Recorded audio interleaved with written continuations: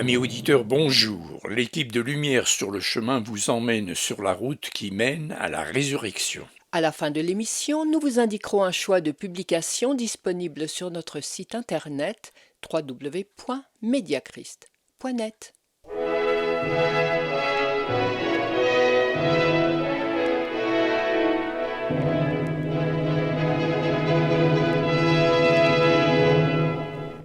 Chers amis auditeurs, à Pâques, nous avons magnifié la résurrection du Christ. Maintenant, tous les chrétiens souhaitent parvenir eux aussi à la résurrection. C'est le but de tous les croyants. L'apôtre Paul a bien expliqué cela aux Philippiens. Il écrit depuis Rome « Il n'est pas en vacances, ni pour faire du tourisme. Il est en prison, pour avoir annoncé la résurrection du Christ. Il sait qu'il a peu de chances de s'en sortir, il va vers la mort. Alors son enseignement sonne comme un testament. Il fait le bilan de sa vie. Écoutons ce qu'il écrit au chapitre 3 de sa lettre aux Philippiens.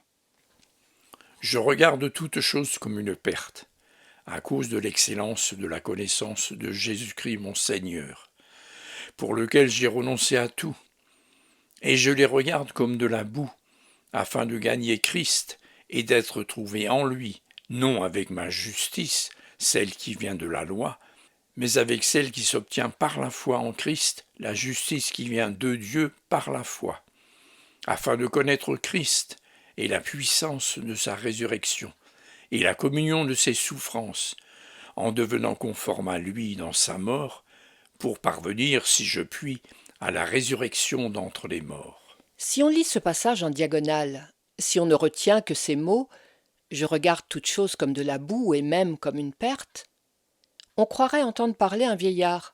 Arrivé au terme de sa vie, il trouve qu'il a gâché toute son existence. Il en garde un souvenir amer. Mais non, Paul n'est pas un vieillard désabusé dont la vie n'aurait été qu'un gâchis. S'il regarde toute chose comme de la boue, c'est par rapport à Christ.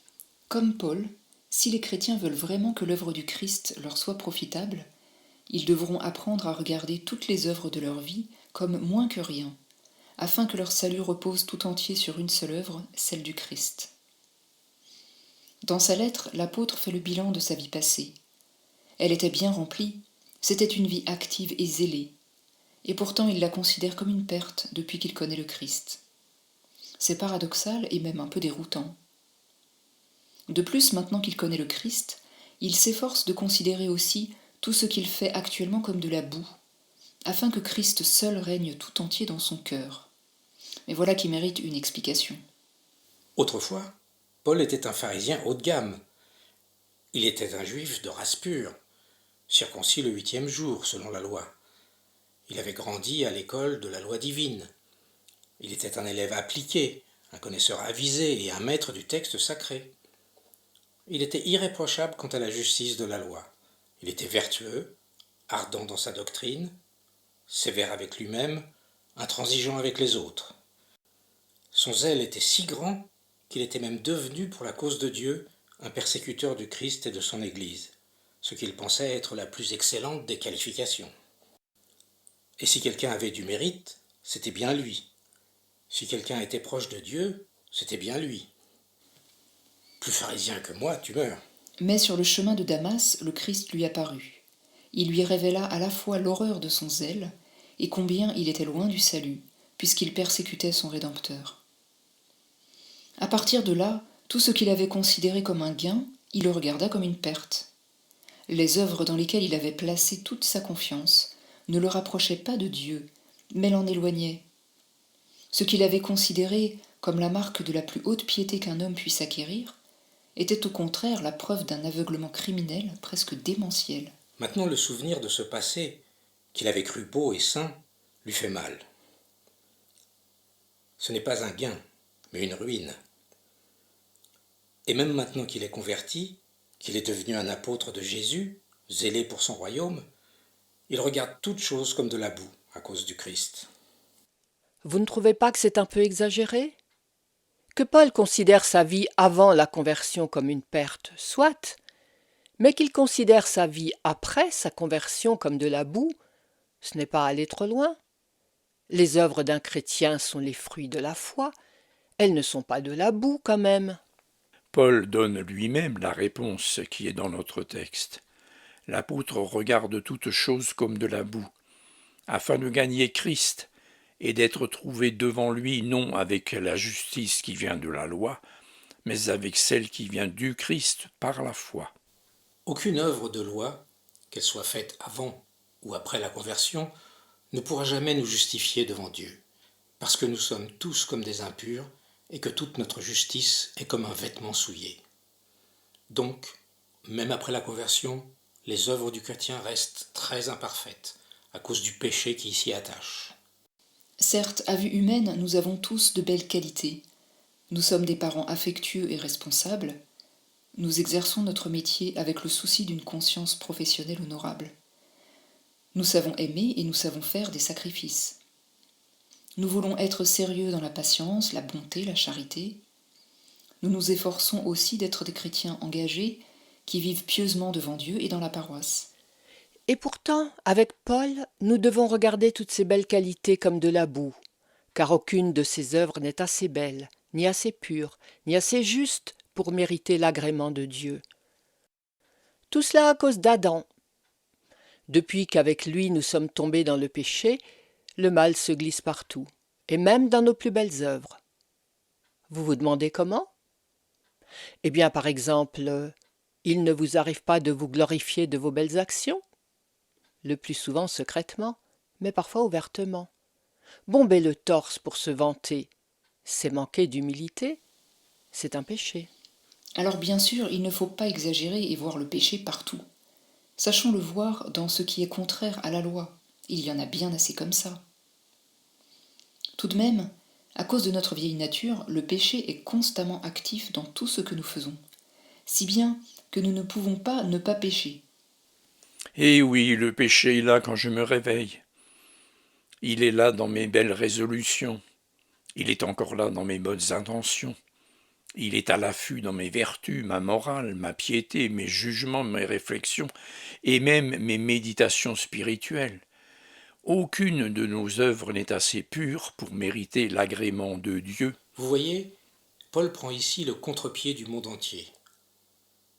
Car tout le monde pense que les mérites, les qualités, la bonne volonté, l'amour, le dévouement, les sacrifices, les actes de piété, les bonnes pensées, les intentions louables, surtout à l'égard de Dieu, toutes ces belles œuvres doivent nécessairement rapprocher l'homme de Dieu.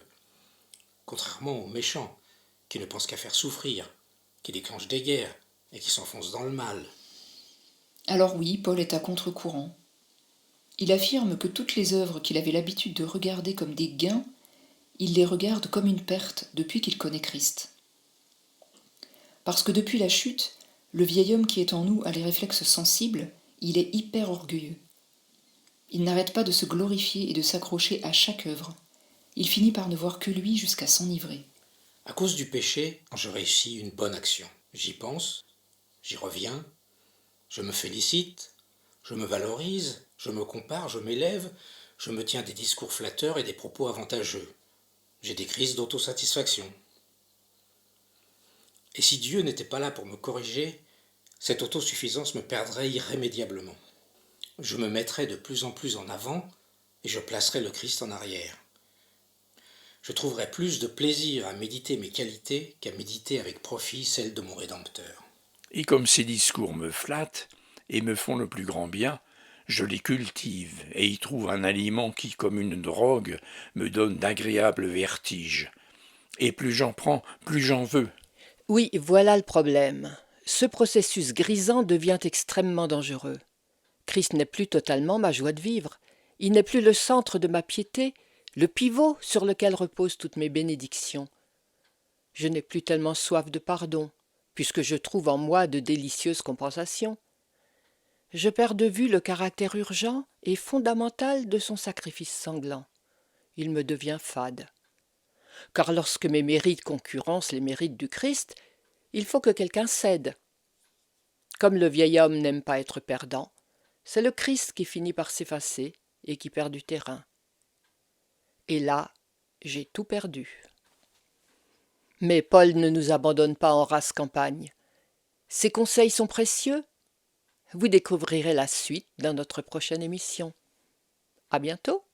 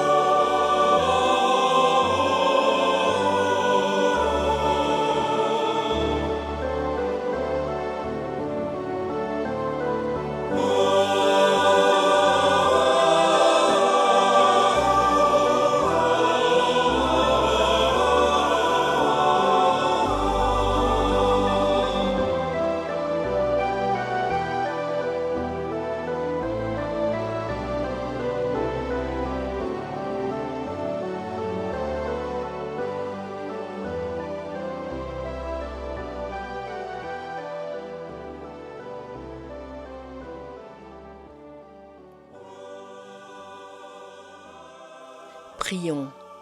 Seigneur notre Dieu, nous avons fêté avec joie ta résurrection.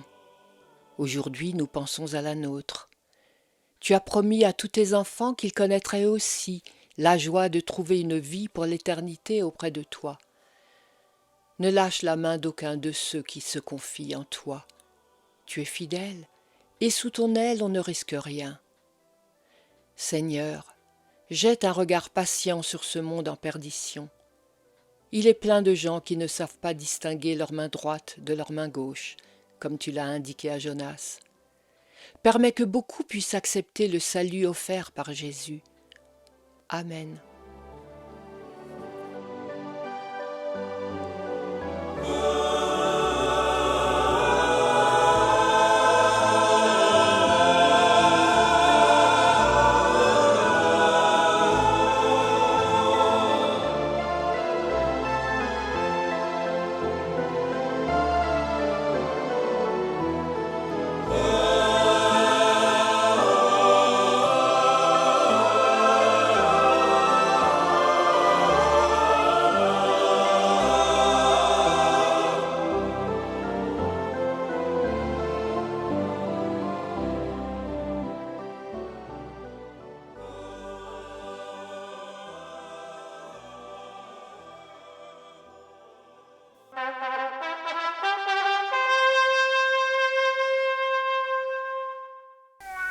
Oh, regarde comme il est mignon ce bébé. Il a un sourire charmant. Tu entends? Il essaye de nous parler. Et son rire, une vraie cascade de cristal. Trop choubidou. Sa maman te dira qu'il n'est pas toujours aussi trognon. Parfois il pleure, il est impatient, il recrache sa purée, il fait des colères. Et ses parents doivent s'atteler à son éducation dès maintenant. Eh oui, les enfants, c'est une grande responsabilité. Prendre un enfant par la main pour l'amener vers demain, cette belle chanson nous rappelle qu'il est beau de prendre en charge l'éducation de nos enfants. Si vous souhaitez quelques conseils chrétiens, nous vous proposons la brochure « Comment élever vos enfants avec respect ». Vous la trouverez sur notre site www.mediachrist.net. Voici donc la sélection du jour. La brochure « Comment élever vos enfants avec respect », notre magazine Amitié luthérienne et notre cours biblique par correspondance vous sont offerts. Adressez-vous à notre site internet www.mediachrist.net ou retrouvez-nous sur YouTube. Vous y trouverez tous ces renseignements, un catalogue de nos publications et bien d'autres informations.